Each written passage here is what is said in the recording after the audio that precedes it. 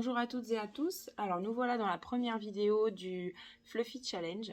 Donc l'idée est de réaliser avec vous soit le Fluffy cardigan, soit le Fluffy sweater, au choix.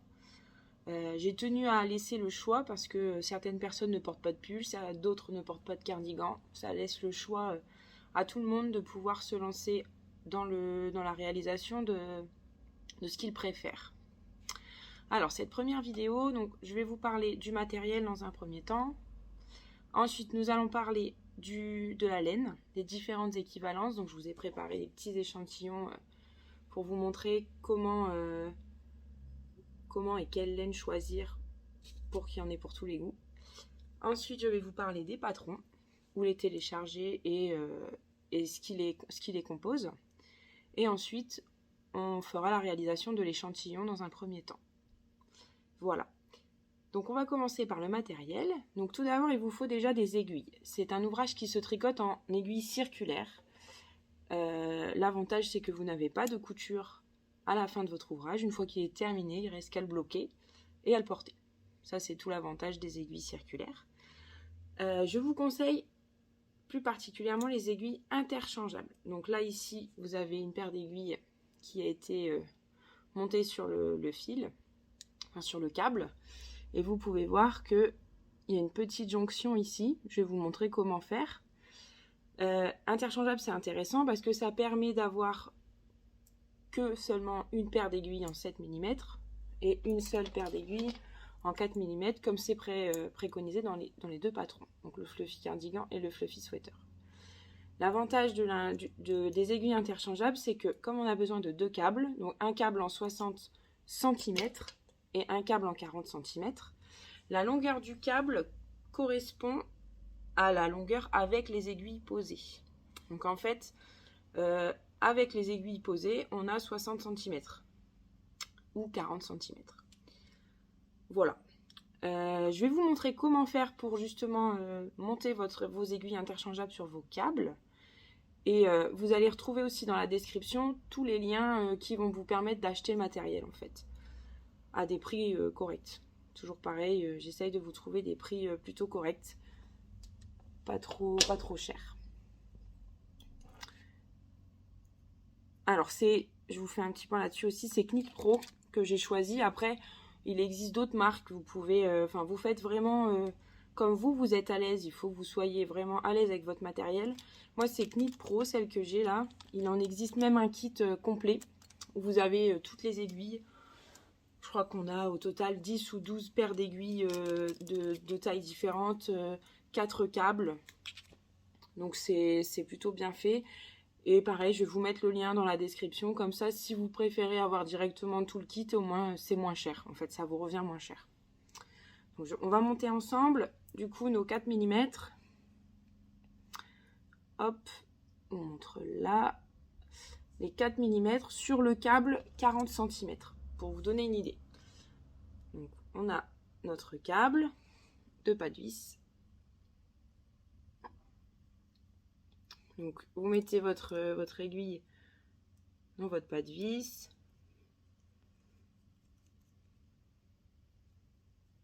Et ensuite, c'est vendu avec directement les câbles. D'accord? Vous allez avoir un petite clé comme ça, en fait, qui va vous permettre de serrer votre câble. Parce que si vous ne le faites pas, le problème, c'est que au moment, quand vous allez tricoter, au fur et à mesure, ça va se desserrer. Et ça va créer un petit jour. Et votre laine, elle va s'engouffrer dedans. Et ça peut déjà abîmer votre laine. Et en plus, c'est pénible, quoi. Parce qu'à chaque fois, ça se bloque. Donc là, ça, c'est vraiment une étape qui est importante. Alors, on a... Si vous allez voir... Là, on a un trou qui est quand même plus gros. Et qui est surtout sur la partie du câble, en fait. La partie métallique qui est jointe au câble. Donc, vous mettez votre petite clé dans ce trou-là. Ok, je vous montre. Et l'idée, c'est de serrer. Alors, pas trop fort, ça sert à rien d'y aller comme un bourrin, mais au moins de sorte à ce que si vous faites comme ça avec vos doigts, vous allez le sentir, ça se dessert pas. C'est pas évident, de toute façon, quand vous avez fait un petit tour de clé, en général, Vous pouvez pas le desserrer à la main. Voilà, donc la deuxième. Pareil.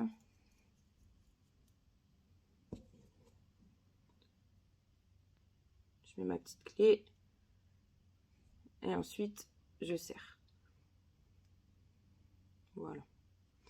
Et là, vous avez votre paire d'aiguilles avec votre câble. Alors ici, les aiguilles 4 mm et le câble 40 cm, on va les utiliser pour la manche. Pour toute la partie, en tout cas, qui va jusqu'au poignet, jusqu'ici, finalement. D'accord ? Ensuite, au niveau du poignet, on garde toujours les 4 mm. Par contre, c'est au niveau du câble, soit on garde celui-ci et on fait la méthode qu'on appelle du magic loop, qui n'est pas forcément évidente pour tout le monde. En tout cas, pour moi, elle ne l'est pas, hein, je vous le dis honnêtement. Mais plein de filles me disent qu'elles ont utilisé cette méthode et qu'elles ont aimé, donc après, il n'y a pas de souci. Je vais vous montrer une autre petite astuce, un autre petit outil justement pour faire les poignets, que moi je trouve vraiment top pour ça. Après, soit vous choisissez d'acheter ce petit outil, soit vous utilisez la méthode du magic loop, il n'y a pas de problème. Voilà. Alors ensuite, non, je vous ai dit une bêtise là. Que je vous dise pas de bêtises. Le 40 cm, oui, c'est pour toute la manche, mais il se tricote, jusqu'ici, ça se tricote en 7 mm. Hein, que je vous fasse pas faire d'erreur. De là à là, c'est du 7 mm, comme tout le reste du pull, en fait. Voilà. Ou du gilet. Et les 4 mm, c'est vraiment que pour cette partie-là. Uniquement pour la manche. D'accord ? Uniquement pour la manche, parce que l'encolure du gilet ou l'encolure du pull se fait en 7 mm. Je tiens à le préciser pour pas que vous vous emmêliez les pinceaux. De toute façon, tout est dans le patron. Il ne faut pas hésiter aussi à relire, même si vous regardez cette vidéo, relisez bien votre patron. De toute façon, c'est juste un complément du patron, la vidéo. Hein. Je peux pas vous donner tout dans le détail. Donc, n'hésitez pas à vous référer aux documents. Et en même temps, ici, je vous donne peut-être des informations complémentaires. Voilà. Alors ensuite, ici mon câble 60 mm avec mes aiguilles 60 cm pardon, et mes aiguilles 7 mm, ça va être pour tout le pull quasiment. C'est-à-dire que le corps, il est plus évident quand vous commencez votre ouvrage d'avoir un 60 cm plutôt qu'un 80 par exemple. Parce qu'en fait, quand vous montez vos mailles, forcément, elles ne sont pas de la taille finale. C'est encore un peu serré. Donc ça vous évite la fameuse méthode du magic loop quand vous tricotez en circulaire, notamment pour le pull. Le gilet, on ne rencontre pas ce problème-là, mais pour le pull, oui. Donc c'est pour ça que c'est le 60 mm qui est préconisé. Maintenant, si vous êtes à l'aise avec le magic loop et vous avez que du 80 cm, bah, vous pouvez aussi utiliser votre câble de 80 cm, il n'y a pas de problème. Alors voilà pour les aiguilles. Je pense que je vous ai donné toutes les informations.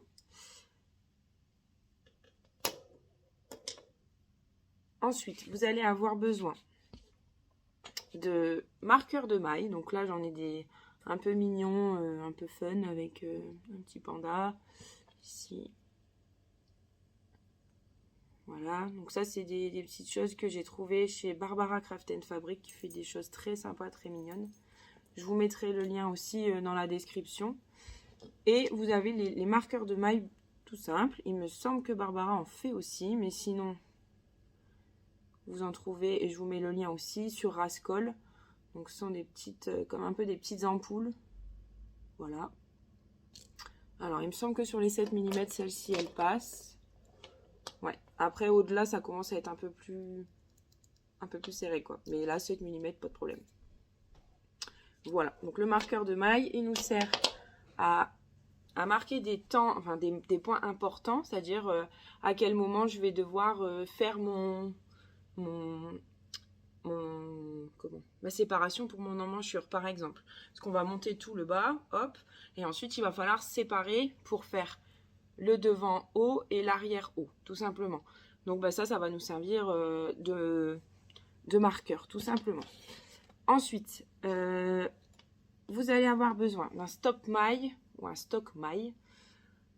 Donc ça, c'est un stock maille. C'est comme une grosse épingle à nourrice, finalement, sur lequel vous pouvez glisser vos mailles et fermer pour éviter qu'elle ne s'échappe.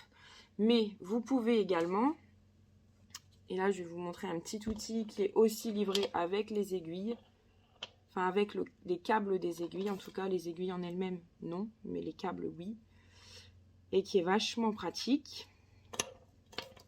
C'est ce petit embout en fait à visser au bout du câble. Donc vous mettez vos mailles en attente sur votre câble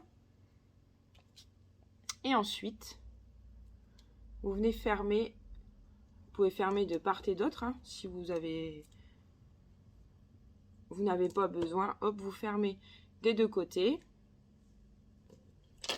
Et ça vous permet de stocker vos mailles sans qu'elles s'échappent au fur et à mesure que vous travaillez sur une autre partie de votre ouvrage.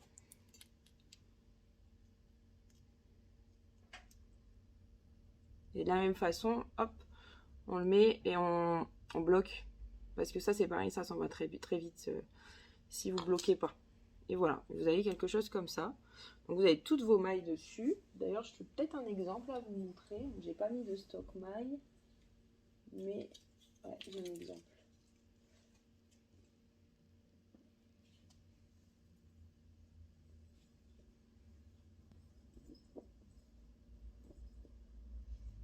Hop, donc là j'ai mon ouvrage qui est en cours.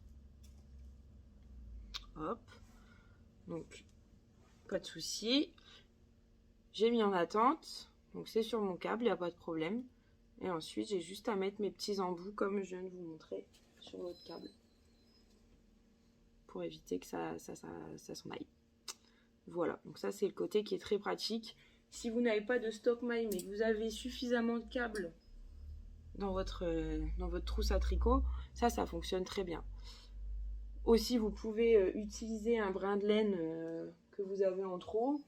Voilà, vous avez un brin de laine en trop, vous n'avez pas de stock maille. Bah, si la laine elle est assez contrastante, c'est quand même plus facile. Vous glissez dessus et puis vous faites un nœud pour éviter que ça s'en aille. Puis voilà, ça c'est aussi des astuces qui permettent de ne pas dépenser trop d'argent, ça va très vite. Hein. C'est vrai que quand on débute, ça va très vite. Donc ça, il n'y a pas de souci non plus. Voilà. Alors ensuite, vous allez avoir besoin forcément d'une petite paire de ciseaux que je vous conseille d'avoir dans votre trousse à tricot, toujours à portée de main parce qu'on en a toujours besoin. C'est toujours très utile.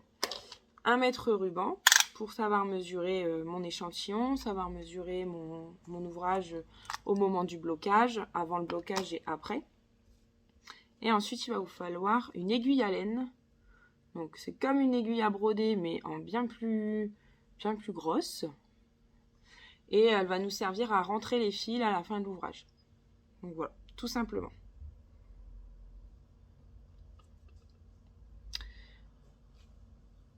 Pour le matériel, je pense vous avoir donné les grandes lignes. N'hésitez pas à suivre sur le patron directement, il y a la fiche matériel.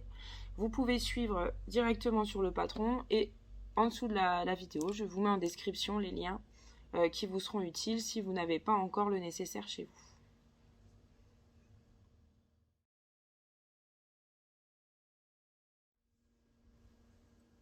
Alors, on va passer à la laine et aux différentes équivalences que j'ai testées en tout cas en échantillon. Tout ne se trouve pas ici, c'est-à-dire que beaucoup de personnes ont tricoté déjà le fluffy sweater ou le fluffy cardigan dans d'autres laines que je n'ai pas forcément et que je ne vais pas citer ici. Donc n'hésitez pas à aller voir sur le hashtag fluffy cardigan, hashtag fluffy sweater. Et parfois il y a certaines équivalences aussi de toute façon que je mets en story. Donc je partage en story la publication de la personne qui a réalisé l'ouvrage et je mets la laine avec le lien quand je peux. En tout cas, je mets le lien directement pour que vous ayez accès à la laine qui a été utilisée dans la story. Voilà. Alors, donc on va commencer par cet échantillon-là. Donc ça, c'est un échantillon un peu entre deux, je dirais. C'est-à-dire que juste après, je vous parle de celui qui m'a servi à faire le cardigan, d'accord ? Et celui qui a servi à faire le fluffy sweater. Donc le fluffy sweater, il est très très léger, très aérien. Il a été conçu pour le printemps-été, en tout cas quand il est sorti. Mais il est tout à fait adaptable à une saison plus chaude. Et heureusement d'ailleurs. Donc vous allez pouvoir le faire en vraiment très aérien, très presque transparent avec certaines laines. Et vous allez l'avoir en format beaucoup plus douillet, beaucoup plus épais, sans aucune transparence. Donc là, c'est vraiment celui que j'ai utilisé, hein. C'est exactement cette laine-là. Donc ici, on a la Brushed Alpaga Silk de chez Drops, que je vous présente ici, en double brin. Donc elle a été tricotée à 2 fils, cette version. Donc c'est 2 fils de cette laine. Normalement, vous commencez à la connaître parce que je l'ai beaucoup sollicitée. En tout cas, sur le compte Instagram, elle est beaucoup nommée. C'est celle qui m'a servi à faire le fluffy sweater, mais en un brin. C'est-à-dire que j'utilisais que un fil. Et là, pour le cardigan, j'en ai utilisé 2. Et ça vous donne cette texture beaucoup plus dense et toujours aussi douce. Par contre, ça, c'est quelque chose qu'on ne peut pas retirer. La laine est vraiment très, très douce. C'est un bon rapport qualité-prix pour commencer. Le choix de la laine, il a été fait justement pour un patron débutant. Quand on débute, c'est pas toujours évident déjà de s'y retrouver, d'être sûr qu'on va aimer. Donc mettre un prix qui est parfois trop onéreux, ça peut décourager. Donc c'était pas l'objectif. Et c'est une laine qui peut vous permettre là d'avoir un cardigan pour une quarantaine d'euros. En tout cas, pour la laine, il y en a pour une quarantaine d'euros. Et c'est plutôt correct. Et puis moi, je vous dis, mon gilet, je le mets tout le temps. Et franchement, il bouge pas, quoi. Une fois que vous avez bloqué, on va le voir à la fin du challenge, mais le blocage est très important. Une fois que vous avez bloqué votre ouvrage, franchement, il bouge plus et vous pouvez le mettre autant que vous voulez. Il n'y a pas de problème. Et donc, le premier échantillon que je vous montrais, c'est un entre-deux. Il est un peu moins dense que l'autre, comme vous pouvez le voir. Mais il n'est pas non plus en transparence. Parce que si je le mets sur ma peau, on n'a pas de transparence. Et en fait, c'est du mohair et soie, tout simplement. Donc là, j'ai utilisé aussi la qualité Drops, toujours pour rester dans une qualité un peu moins onéreuse. Maintenant, si vous voulez, vous êtes fan de mohair et que vous avez déjà utilisé d'autres qualités de mohair et qu'il y en a une en particulier qui vous plaît, à partir du moment où vous avez du mohair et soie, comme celle-ci, donc la Kit Silk de Drops, si je ne me trompe pas, on est à 75% de mohair et 25% de soie. Y a pas de problème, vous pouvez utiliser cette laine-là. Comme par exemple, je pense au mohair de Liz Taylor, au mohair Silk Mohair de Knitting for Olive aussi. C'est la même qualité. Et si vous utilisez ce type de laine, il vous en faudra 3 pelotes. Enfin, c'est pas 3 pelotes, mais 3 brins, pardon.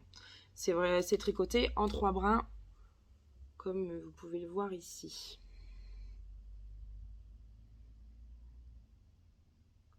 Voilà. Et là, on a quelque chose qui est vraiment entre les deux. Donc, c'est pas mal non plus. Pour avoir un gilet qui soit pas non plus, un gilet ou un pull pas trop chaud, mais qui soit pas non plus trop léger. Pour la saison qui arrive, c'est quand même mieux. Voilà. Alors ensuite, ici, j'ai un échantillon que j'ai réalisé aussi. Je trouvais ça intéressant. C'est toujours chez Drops. On reste chez Drops pour le moment. Pareil, Drops, c'est le rapport qualité-prix qui est intéressant. Et puis, ça permet aussi d'avoir plusieurs coloris. Ils ont vraiment une bonne gamme avec beaucoup de couleurs. Et là, par exemple, j'ai utilisé 2 types de laine différents. Donc, j'ai utilisé la R et la Kit Silk. Hop. Donc la R elle est très très douce en plus, cette laine. Et le Kit Silk, donc comme on vient de voir, en moutarde. Et j'ai mélangé ces 2 brins là pour donner un effet un peu chiné. Donc là, le gris vraiment très anthracite, très foncé. J'aurais préféré quelque chose d'un peu plus clair, mais en tout cas, ça peut donner des idées pour celles qui aiment bien quelque chose un peu simple, mais pas non plus trop. Parce que parfois, c'est pas évident, on ne sait pas trop quoi choisir comme coloris. Gris chiné, finalement, c'est quelque chose qu'on peut mettre avec tout, un peu en toute saison. C'est facile à associer. Donc voilà, je trouvais que c'était intéressant de vous montrer cet échantillon-là. Personne n'a encore tricoté d'ouvrage avec, mais l'échantillon est bon. Donc si l'échantillon est bon, vous pouvez y aller les yeux fermés. Tous les échantillons que je vous présente là, ils sont faits en 7 mm. Donc là, vous pouvez y aller sans aucun problème, il n'y a rien à modifier sur le patron. C'est d'ailleurs tout l'objectif de vous faire les échantillons pour que vous puissiez voir. Donc R et Kitsil, pareil. De toute façon, je vous mets les liens en description et comme ça, vous pouvez voir toutes les gammes de couleurs qu'il peut y avoir aussi dans chaque catégorie de laine. Alors ensuite, c'est un échantillon que vous connaissez normalement si vous me suivez un peu sur Instagram déjà. J'ai présenté déjà cette qualité il y a quelques temps maintenant, mais en tout cas, c'est celle avec laquelle j'aimerais me faire un fluffy sweater là pour vous accompagner. Bien que j'ai une hésitation maintenant. Mais en tout cas, ça, on peut y aller les yeux fermés. Pour celles et ceux qui préfèrent une qualité de laine un peu plus onéreuse, il faut être honnête, c'est plus cher. Mais par contre, c'est une très bonne qualité, forcément. C'est chez Knitting for Olive, excusez-moi. Et c'est le coloris Flamingo. Donc, j'ai utilisé le Soft Silk Mohair. Coloris Flamingo de chez Knitting for Olive et le double Soft Merino. Voilà. Donc ces deux-là, finalement, ça nous fait un peu penser au combo que je viens de vous montrer là avec la Drops. C'est à peu près similaire. En tout cas, au toucher, c'est similaire. Donc là, j'ai choisi un coloris, le même coloris pour les deux brins. Mais vous pouvez absolument faire un mélange de couleurs comme on a fait ici pour obtenir un chiné de peu importe quelle couleur. Hein. Libre à votre imagination, il y a des choses qui peuvent être vraiment sympas. Voilà, c'est tout l'avantage aussi des doubles brins. Quand vous tricotez deux brins, ça peut aussi vous permettre de créer une nouvelle couleur en associant deux couleurs différentes. Ça peut soit faire chiner, soit créer complètement une autre couleur qui se font parfaitement. Et c'est intéressant aussi. Voilà, alors c'est pareil, tout ce qui est composition de chaque laine, ça va être mis dans la description. Donc, vous regardez la description de la vidéo, vous aurez les liens, la composition, vous aurez tout. Voilà. Alors ensuite, alors ça c'est pareil, une nouveauté. En entraînant dans mon stock de laine, je me suis dit que ça pouvait être une bonne idée. Le fil nuage, c'est le fil nuage de chez Fil d'Art. Alors il porte son nom à merveille, il est incroyablement doux. Enfin, cette laine est vraiment très très douce, très agréable. Et c'est avec celle-ci que j'hésite, parce que je me suis dit finalement un petit fluffy sweater là-dedans, ça peut être pas mal non plus. Bon, on verra à la prochaine vidéo ce qu'on choisit. En tout cas, l'échantillon est parfait aussi. Le fil nuage est un petit peu plus cher aussi, mais ça peut rester dans des prix corrects. On est quand même moins cher que chez Knitting for Olive par exemple. Ça peut être un bon compromis, très doux, très douillet, très chaud. Donc là, c'est pas du tout du mi-saison, c'est vraiment pour un pull chaud. Et alors, il me reste deux qualités de laine à vous présenter. Donc la Ingenua de chez Katia Yarns, qui est ici. Donc de grosses pelotes de mohair. Alors celle-ci, que je dise pas de bêtises, mais c'est mohair, il y a de la laine aussi, laine vierge et polyamide. Donc c'est une autre qualité. Elle a été tricotée, le fluffy sweater a été tricoté dans cette laine-là par Hello Kim en un brin unique. Et là, moi, l'échantillon que je vous propose, c'est celui qui est, c'est un échantillon à double brin. Donc pareil, j'ai tricoté en double. Le résultat peut être vraiment intéressant pour, pareil, un pull vraiment chaud d'hiver. Je pense à celle qui me disait qu'elle partait dans des pays froids ou des choses comme ça. Ça, c'est vraiment top. Après, le résultat, il est un peu différent. Il est un peu plus flou, je dirais. quand on regarde par rapport à peut-être celui-ci, le résultat il est un petit peu plus flou, mais en même temps ça dépend ce que vous recherchez. C'est aussi ça l'importance, c'est que là on n'a pas du tout le même résultat entre cette laine-là, celle-ci et celle-ci. C'est des résultats visuels qui sont complètement différents. Donc celles qui préfèrent quelque chose d'un peu plus flou, qui ne sont pas forcément attachées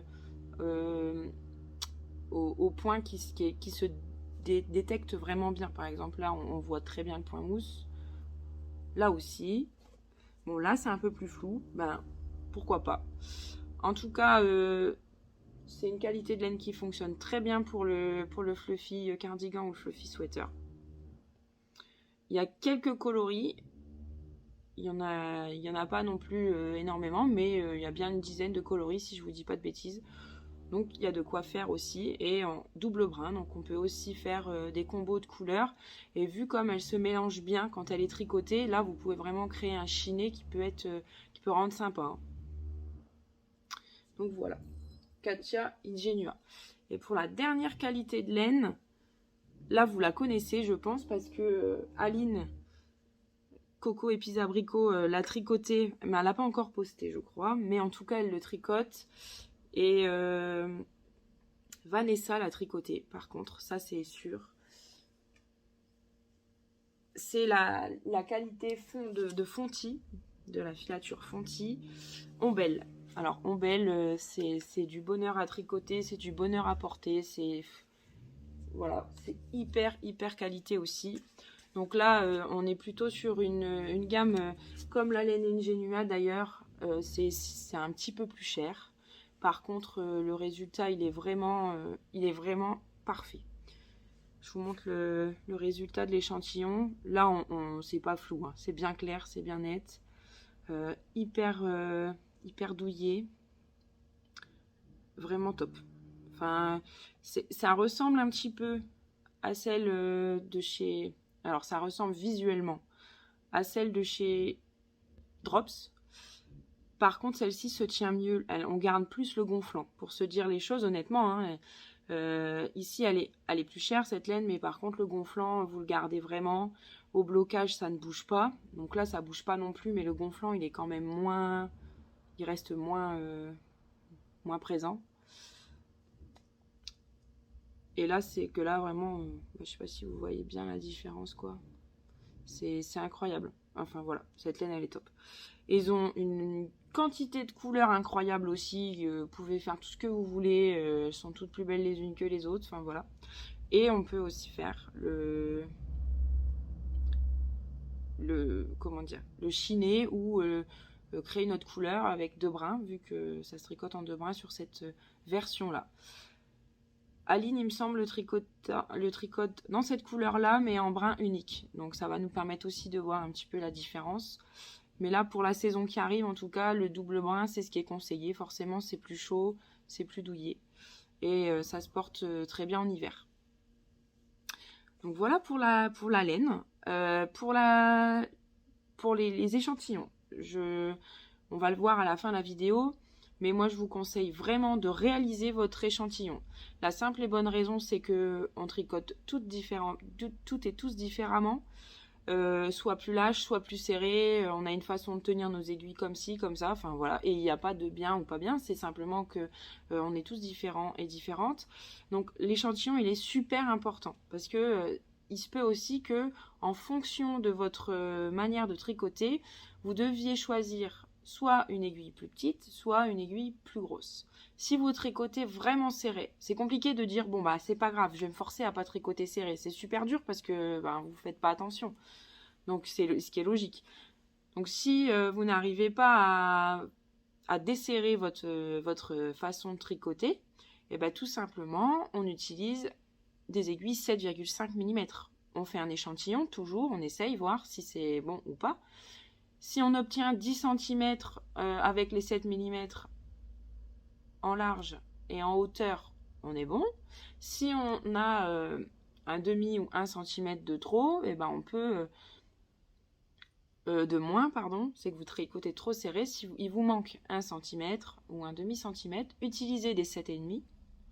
Et si au contraire, vous avez un échantillon qui est trop large, de 1 cm ou un demi-centimètre, là, vous pouvez utiliser des 6,5. Voilà. N'hésitez pas à adapter votre taille d'aiguille, c'est important. Donc c'est sûr que là, je vous donne tout le matériel à acheter, etc. Mais il se peut aussi que si vous tricotez trop lâche ou trop serré, vous deviez changer la paire d'aiguilles.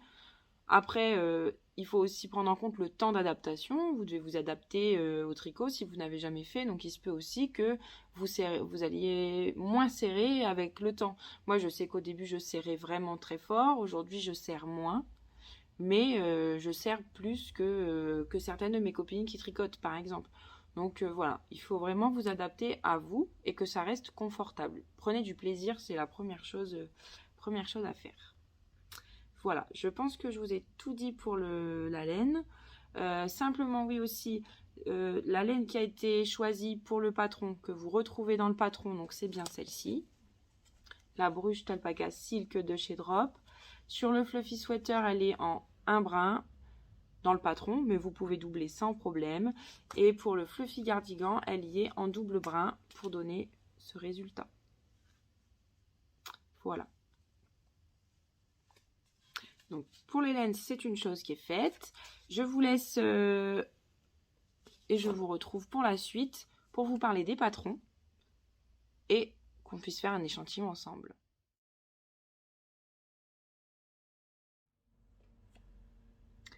Alors, on passe maintenant aux patrons.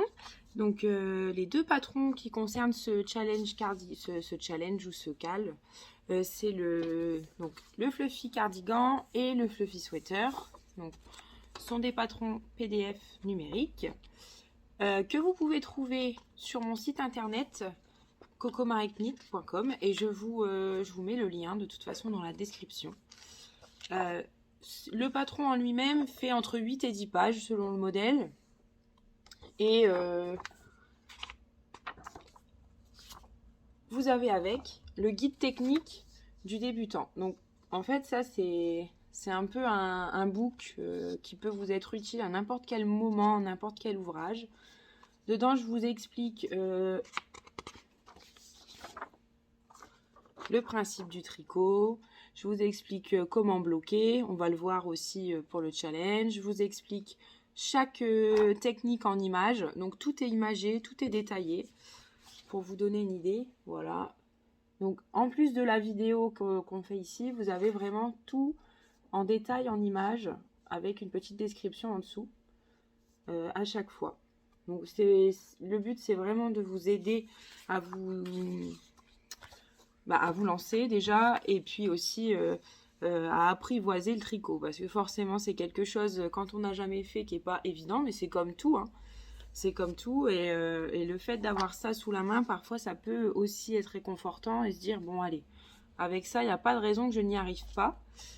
Voilà, donc ça c'est le petit point en plus de la vidéo des vidéos parce qu'il y en aura plusieurs forcément. On va faire un challenge en plusieurs étapes et ça vous permet vraiment de réaliser les deux projets sans aucun stress et aucune difficulté. Voilà, donc pour le point des patrons, je vous mets tout dans la description. N'hésitez pas aussi à venir me solliciter sur Instagram, je vous réponds. Même si je ne vous réponds pas dans la minute qui suit, je vous réponds. Bien sûr, essayez de visionner la vidéo en entier avant de poser les questions pour être certaine que j'ai pas répondu à votre question avant. Mais vraiment, n'hésitez pas. Si vous avez besoin, vous pouvez me solliciter. Il n'y a pas de problème, je répondrai avec plaisir à vos questions. Donc là, maintenant, on va passer à l'échantillon. L'échantillon, c'est ce que je vous disais tout à l'heure, c'est une étape super importante. Donc c'est pour réaliser des petits carrés comme je vous ai montré tout à l'heure, là, des petits carrés de laine. Ces petits carrés de laine qui nous permettent, qui sont essentiels au tricot. À tous les ouvrages que vous faites, faites un échantillon. Je vous l'ai dit tout à l'heure, ça dépend comment vous tricotez, mais ça dépend aussi de la laine que vous allez tricoter. Il se peut que vous ayez une laine dans votre tiroir que je n'ai pas évoqué ici et qui n'a jamais été tricoté par quelqu'un, mais vous vous dites mais je suis sûre ça peut marcher.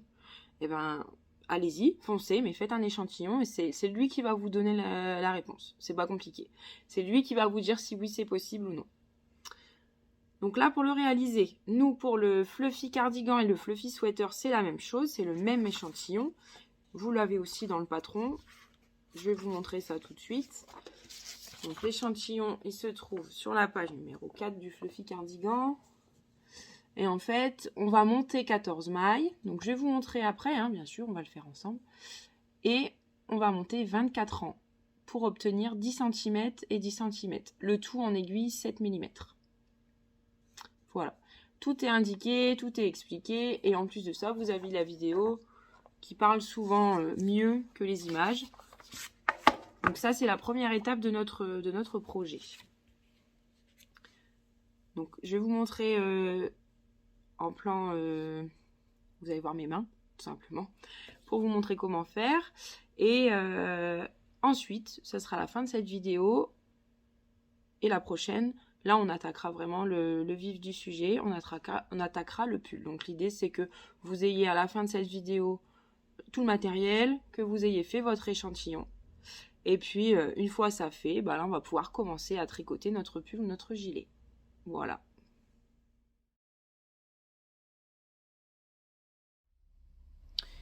Alors, donc pour faire notre échantillon, on va avoir besoin déjà des aiguilles 7 mm. Ok. Là, j'utilise le câble 60 cm parce que c'est plus facile. Si vous prenez le 40, vous allez voir, c'est pas aussi évident. La dextérité n'est pas la même. Donc là, on a un petit peu de marge, on a un peu d'aisance, il n'y a pas de problème. Et ensuite, pour la laine, donc là, je vais faire un échantillon en R et Kit Silk de chez Drop. Ça va permettre aussi de vous montrer un deuxième combo de couleurs pour voir un petit peu une chose nouvelle. Et puis en même temps, ça va nous permettre d'apprendre à faire un échantillon, tout simplement.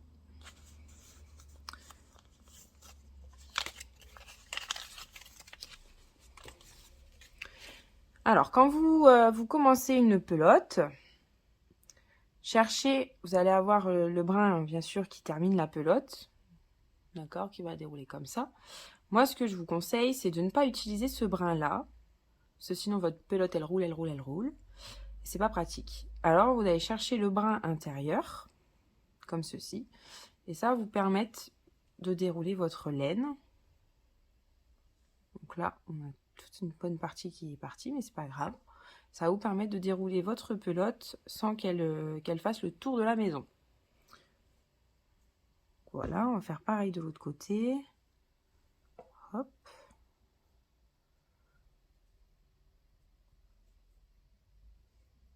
Voilà. Quand on tricote à deux brins, ce que je fais, c'est que je prends mes deux brins, mes deux extrémités, je fais un nœud pour être sûr de ne pas en perdre un, surtout qu'il y en a un plus fin que l'autre. Et voilà, donc j'ai mon petit nœud. Alors, quand on commence, peu importe l'ouvrage, l'échantillon ici, on va le faire avec un montage classique. Voilà. Donc, vous laissez une bonne partie. Il vaut mieux trop que pas assez. Des fois, on n'en a pas assez, c'est pénible, il faut recommencer. Donc, laissez toujours une bonne partie. Pour l'échantillon, ça, c'est suffisant. Pour un pull, bien entendu, il faut bien plus. Parce que c'est tout ce fil-là qui va nous permettre de monter nos mailles. Donc, plus on a de mailles, plus on a besoin de fil. On va faire un nœud coulant. Donc le nœud coulant, je passe autour de mon index pour faire un nœud. Comme vous devez connaître, hein, je pense, c'est un nœud assez facile. Voilà. Et vous tirez. L'idée, c'est de ne pas serrer cette partie-là pour garder une boucle dans laquelle on va glisser notre aiguille. On va serrer. Alors, ça sert à rien de serrer trop fort. Serrer juste ce qu'il faut pour obtenir... quelque chose comme ça, mais il ne faut pas serrer trop fort, parce que si vous serrez trop, après, vous ne pouvez pas passer votre aiguille, et ça va vous gêner pour tricoter, et c'est aussi le problème, quand on tricote trop serré, bah voilà, c'est pour savoir si vous tricotez trop serré, déjà, si vous avez du mal à rentrer l'aiguille dessous votre maille, déjà, c'est que peut-être on tricote un peu plus serré. Voilà. Alors, Ensuite, pour monter le reste de mes mailles, donc ici, il va nous falloir 14 mailles. J'en ai donc déjà une. Autour de mon index, j'enroule le fil qui est attenant à la pelote. Dans la boucle, je viens mettre mon aiguille, glisser mon aiguille. Et avec la partie qu'on a laissée, on va faire le tour de l'aiguille. On rabat la boucle et on ferme la maille. Donc je répète.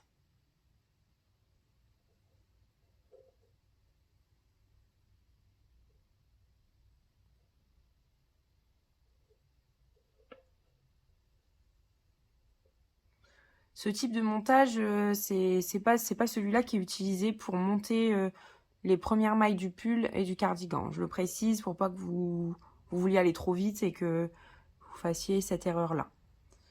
Donc là, je vais monter mes mailles jusqu'à 14.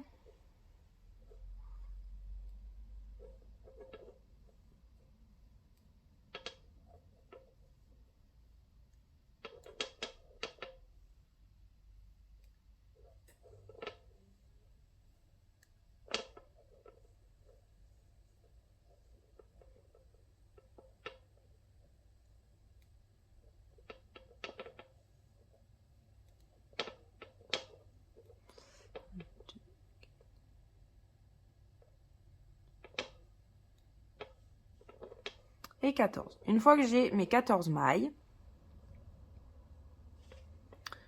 là, je vais pouvoir commencer à tricoter en point mousse, donc tout à l'endroit.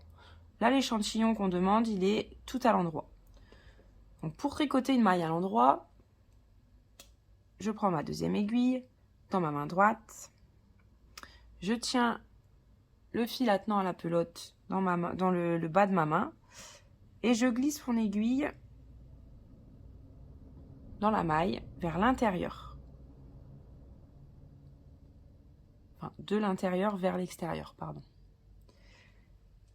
Je viens faire le tour de mon aiguille avec le fil de ma main droite. Et ensuite, mon aiguille droite passe dessous l'aiguille gauche et je libère la maille. Vous devez obtenir ceci. On continue. Donc, de l'intérieur vers l'extérieur. On fait le tour de l'aiguille. On passe dessous l'aiguille gauche et on libère la maille.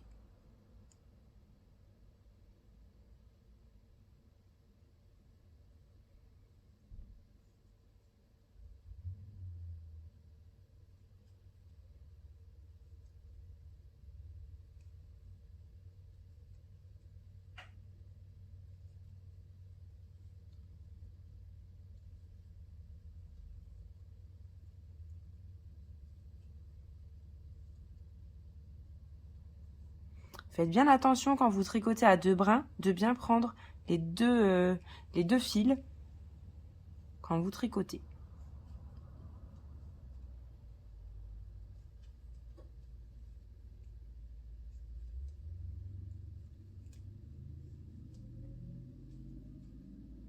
La dernière.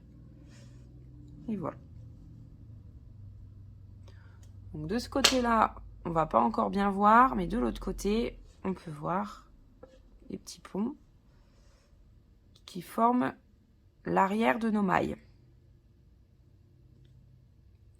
Donc on retourne l'ouvrage pour avoir les petits ponts vers nous et on va faire exactement la même chose. Donc je tricote toutes mes mailles à l'endroit.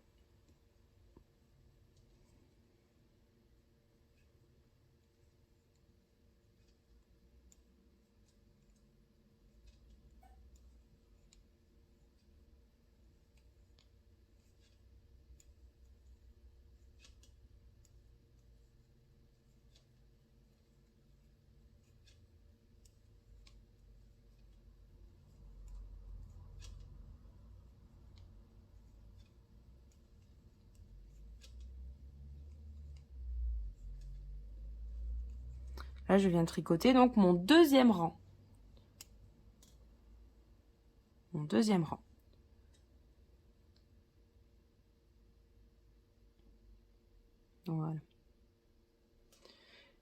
Deuxième rang. Et pour terminer notre échantillon, on doit monter jusque 24 rangs. Donc là, je vais tricoter mon échantillon. Et on se retrouve à la fin pour vous expliquer comment faire le 24e rang.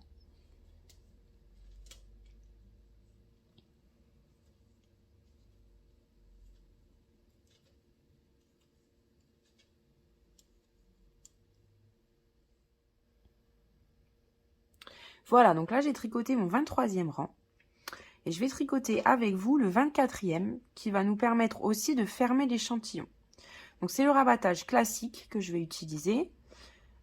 Je vais vous montrer. Donc c'est un rabattage qui n'est absolument pas élastique. Il faut le savoir. Le rabattage classique n'est absolument pas élastique. Voilà. Donc pour faire votre 24e rang et rang de rabattage, on va tricoter 2 mailles à l'endroit, comme on vient de faire de toute façon sur tout l'échantillon.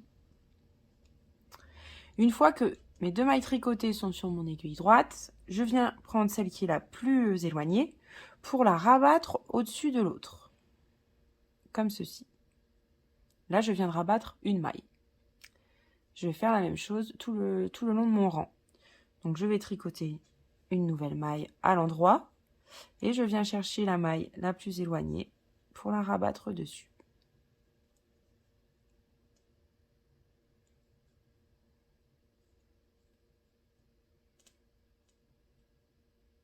Alors parfois on a du mal, moi quand j'ai du mal à choper avec l'aiguille, je fais avec la main, et ça va aussi. Et vous voyez que là, mon ouvrage commence déjà à se défaire de l'aiguille. Une maille à l'endroit, on rabat.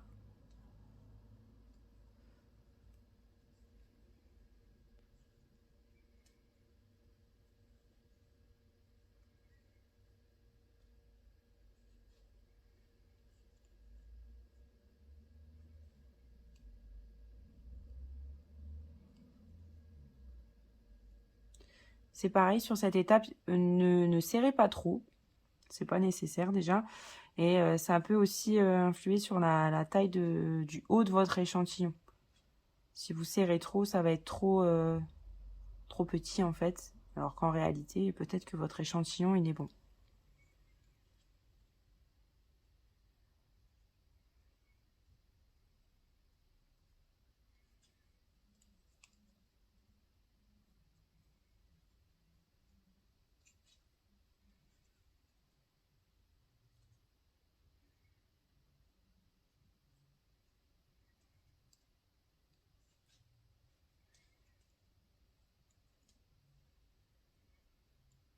Et la dernière. Donc une fois que j'arrive à la dernière maille, je rabats et il me reste forcément une maille sur mon aiguille. Donc, je vais prendre ma paire de ciseaux. Hop. Et je vais couper pas trop long, ça sert à rien, mais pas trop court pour que le nœud tienne bien. On va compter, allez, 10 cm. Et on coupe notre fil. Ensuite, on va tirer sur la boucle. Et on va passer notre fil dedans pour faire un nœud. Donc, prenez bien les 2 brins. Et on ferme notre échantillon. Et vous avez votre échantillon presque terminé, parce qu'il n'est pas encore tout à fait terminé. On va passer à l'étape du blocage, ce que je vous expliquais tout à l'heure, qui est très important, surtout à l'échantillon, parce que parfois certaines laines vont se détendre beaucoup trop, ou alors elles vont rétrécir au lavage. Donc ça vous permet de voir si avec cette laine-là, il faut choisir une taille au-dessus, une taille en dessous, ou garder la taille que vous aviez choisie à l'origine.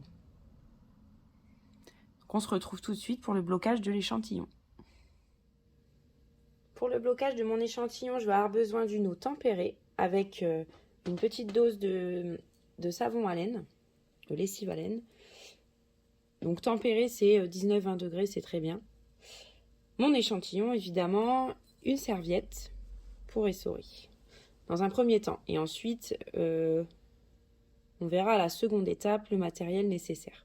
Donc je vais plonger mon échantillon dans mon eau, sans le presser ou quoi que ce soit. On va laisser l'eau faire son travail.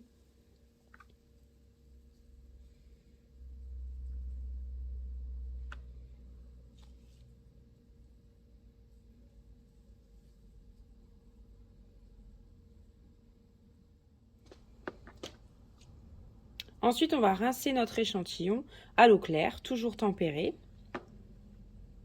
Voilà.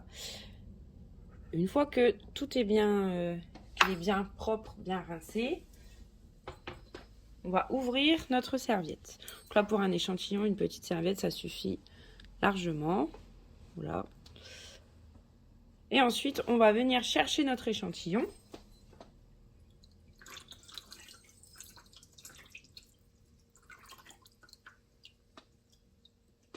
Et sans le presser, hein, sans l'essorer, on va le poser dans notre serviette.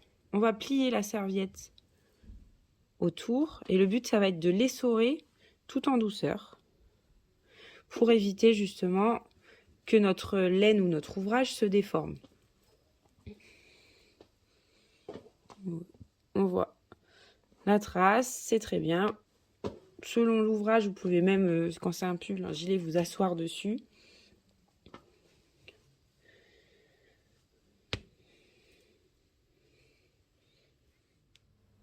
Une fois que vous avez essoré votre échantillon, vous allez donc le déposer sur un tapis de type tapis de yoga ou tapis de blocage, un tapis en mousse en fait, tout simplement.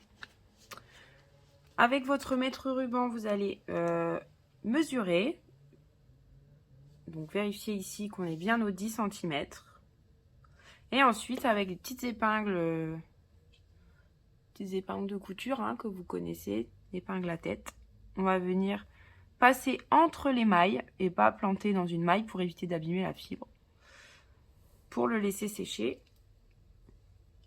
et lui donner sa forme.